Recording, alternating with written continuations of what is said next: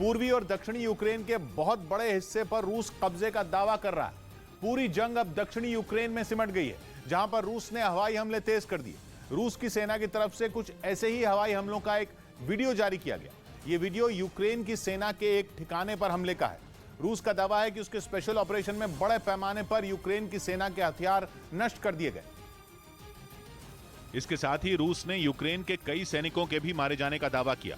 अपनी सेना के स्पेशल ऑपरेशन का जो वीडियो रूस ने जारी किया, उसमें कई सैनिक तोप की मदद से यूक्रेन के ठिकानों पर हमला करते नजर आए। इससे पहले रूस के सैनिकों ने उस जगह का पता लगाया जहां हमला करना था। इसके बाद निशाने का पता लगते ही रूस के 2 सैनिकों ने तोप में गोले भरे और फिर इशारा मिलते ही तोप से गोले दाग दिए गए।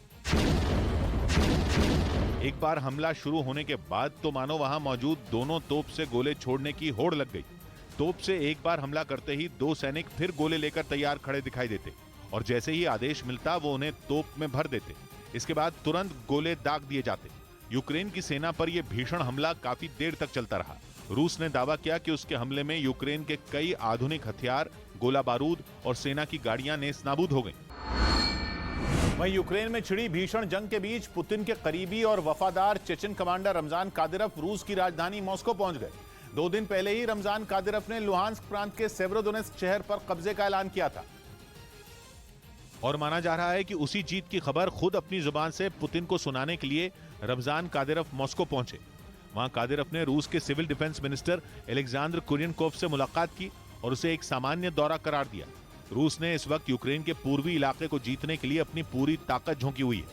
रूसी सेना और चेचन लड़ाके डॉनबास के कई इलाकों में पूरी बेरहमी से यूक्रेन के सैनिकों पर टूट पड़े हैं, लेकिन उन्हें यूक्रेन के सैनिकों का तगड़ा पलटवार भी झेलना पड़ रहा है। और इसकी वजह से रूस के सैनिक और कादिरोव के लड़ाके कई बार पीछे हटने के लिए मजबूर हो रहे हैं। बताया जा रहा है कि यही बात चेचन कमांडर रमजान कादिरोव को जरा भी नहीं भा रही, क्योंकि वो कई बार इस बात का जिक्र कर चुके हैं कि उनके लड़ाकों को यूक्रेन के साथ जंग में खुली छूट नहीं दी जा रही। कादिरोव ने कई बार इसके लिए सीधे पुतिन को ही दोषी ठहरा दिया था। कादिरोव का दावा था कि अगर उन्हें और उनके लड़ाकों को पूरी छूट दी गई होती तो वो कुछ ही दिनों में जंग को खत्म कर देते, लेकिन पुतिन ने ऐसा नहीं किया।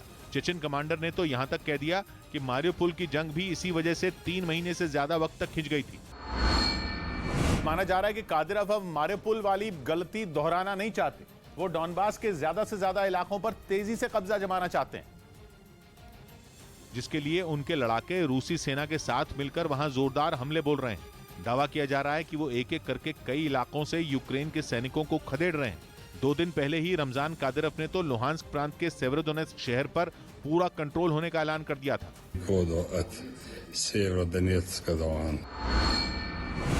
दावा किया गया कि यूक्रेन के सैनिक सेवरोदोनेस्क में रूसी सेना और चेचन लड़ाकों को कड़ी टक्कर दे रहे हैं। यूक्रेन की मीडिया ने वहां की लड़ाई का एक वीडियो भी जारी किया, जिसमें उसके सैनिक गोलियों की तड़तड़ाहट और बमों के धमाकों के बीच शहर के एक हिस्से में मोर्चा लिए दिखाई दिए। यूक्रेन की मीडिया की तरफ से जारी किए गए वीडियो में यूक्रेन के सैनिक रूसी सेना और चेचन लड़ाकों से टक्कर लेते दिखाई दिए। हालांकि रूसी सेना की तरफ से भी यूक्रेन के सैनिकों को निशाना बनाकर भारी गोलीबारी की गई, लेकिन इसके बाद भी ज़ेलेंस्की के सैनिकों ने पलटवार जारी रखा। यानी यूक्रेन के सैनिकों का जो वीडियो सामने आया, उससे यह साफ हो गया कि वो आसानी से हार मानने वाले नहीं और जंग जल्दी खत्म करने के लिए परेशान रमजान कादिरोव को इसी बात का डर है कि कहीं सेवरोदोनेस्क की लड़ाई भी मारियोपोल की तरह खिंच न जाए। ऐसे में यह माना जा रहा है कि मॉस्को पहुंचे कादिरोव ने यूक्रेन को जल्दी घुटनों पर लाने के प्लान पर बातचीत तो की ही होगी। उधर रूस की सेना से मुकाबला करने के लिए यूक्रेन के सैनिकों को न्यूजीलैंड की फौज L119 हॉविट्जर चलाने की ट्रेनिंग दे रही है, जिसका वो 1980 से ही इस्तेमाल कर रही है। इसके लिए न्यूजीलैंड से 30 सैनिकों का एक दस्ता ब्रिटेन भेजा गया, जो वहां मौजूद यूक्रेन के करीब 230 सैनिकों को एक ऐसा हथियार चलाने की ट्रेनिंग दे रहे हैं जिसे जंग के लिए बेहद कारगर बताया जाता है। L119 हॉविट्जर ब्रिटिश सेना का एक खतरनाक हथियार है, जिसे चलाने की ट्रेनिंग देने के लिए न्यूजीलैंड के सैनिक ब्रिटेन भेजे गए ताकि यूक्रेन के सैनिकों को इसे जल्द से जल्द चलाना सिखाया जा सके। असल में रूस का पूरा जोर इस समय यूक्रेन के पूर्वी इलाकों पर है। वो वहां तेजी से हमले करके ज्यादा से ज्यादा हिस्सों पर कब्जा जमाने में लगा हुआ है। डॉनबास के कई इलाकों से तो उसने यूक्रेन के सैनिकों को खदेड़ देने का दावा भी किया, जबकि लुहांस्क प्रांत के सेवरोदोनेस्क शहर में रूसी सैनिकों और यूक्रेन की सेना के बीच भीषण जंग छिड़ी हुई है। और इसी वजह से अमेरिका, ब्रिटेन समेत कई देश एक बार फिर पूरी ताकत से यूक्रेन की मदद के लिए खड़े हो गए। 100 दिनों से चल रही जंग में रूस को मात देने के लिए इन देशों ने हर तरह से यूक्रेन का साथ दिया। और अब न्यूजीलैंड के सैनिक यूक्रेन के सैनिकों को L119 होवित्जर चलाना सिखा रहे हैं। बताया गया कि इसकी मदद से 19 किलोमीटर दूर तक के टारगेट को आसानी से ध्वस्त किया जा सकता है। वजन में बेहद हल्की इस तोप का गोले छोड़ने में भी कोई सानी नहीं। L119 होवित्जर से एक बार में 8 गोले तक दागे जा सकते हैं। दावा तो यहां तक किया जाता है कि L119 होवित्जर को बड़े आराम से हेलीकॉप्टर से उठाकर एक जगह से दूसरी जगह ले जाया जा सकता है, यानी जहां भी जरूरत पड़े इसे तेजी से पहुंचाया जा सकता है। कहा जा रहा है कि यूक्रेन के सैनिक ट्रेनिंग के बाद जल्द ही इस खतरनाक तोप का इस्तेमाल रूसी सेना के खिलाफ आसानी से कर पाएंगे। पुतिन की सेना पर वार करने के लिए ब्रिटेन ने खतरनाक multiple launch rocket system Ukraine भेजने का फैसला किया। ब्रिटेन के रक्षा मंत्री के मुताबिक यूक्रेन भेजे जा रहे लॉन्च रॉकेट सिस्टम से यूक्रेन की सेना की ताकत और बढ़ जाएगी। क्योंकि ब्रिटेन जिस मल्टीपल लॉन्च रॉकेट सिस्टम को यूक्रेन भेज रहा है वो बहुत ही ताकतवर बताया जाता है। कहा जाता है कि M2701B1 नाम के इस हथियार से निकली मिसाइलें पलक झपकते ही दुश्मन के ठिकानों को उड़ा देती हैं।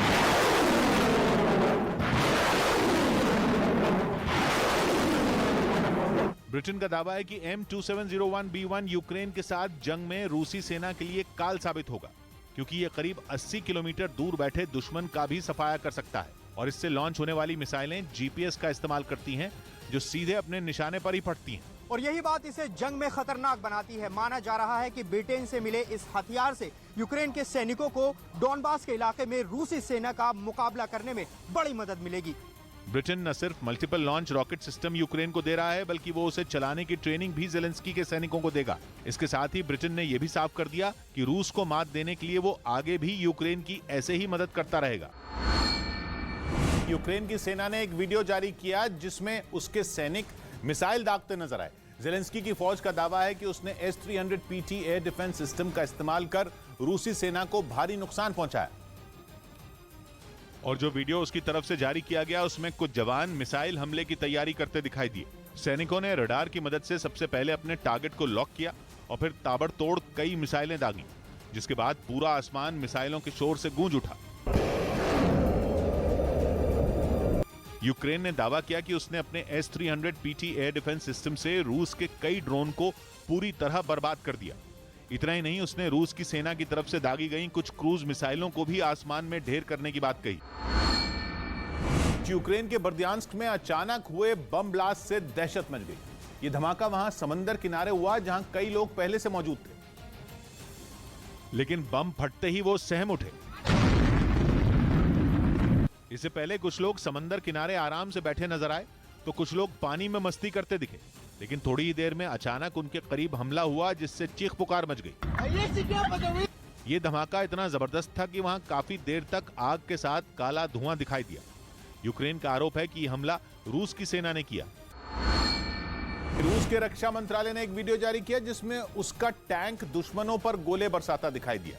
बताया गया कि रूस ने इसे खास तौर पर यूक्रेन की जंग में इस्तेमाल करने के लिए तैयार किया, जिससे एक के बाद एक कई गोले दागे जा सकते हैं। रूस की तरफ से जारी किए गए वीडियो में उसका एक सैनिक टैंक में मौजूद होवित्जर में गोले भरता नजर आया, जिसके लिए उसने गोले को ट्रे पर रखा और बटन दबाते ही वो तोप के अंदर चला गया। उसने इसी तरह से करीब 25 गोले उसमें लोड किए, जिसके बाद टैंक गरजता हुआ आगे बढ़ा और अपने टारगेट पर कहर बनकर टूट पड़ा। रूस ने दावा किया कि उसने इन तोपों की मदद से यूक्रेन के कई टैंकों को तबाह कर दिया। साथ ही यह दावा भी किया गया कि उसने यूक्रेन के कई टैंकों को इससे निशाना बनाकर पूरी तरह बर्बाद कर दिया, जिसकी गवाही दी वहां हुए धमाकों ने, जिनकी आवाज ने यूक्रेन के सैनिकों को हिलाकर रख दिया।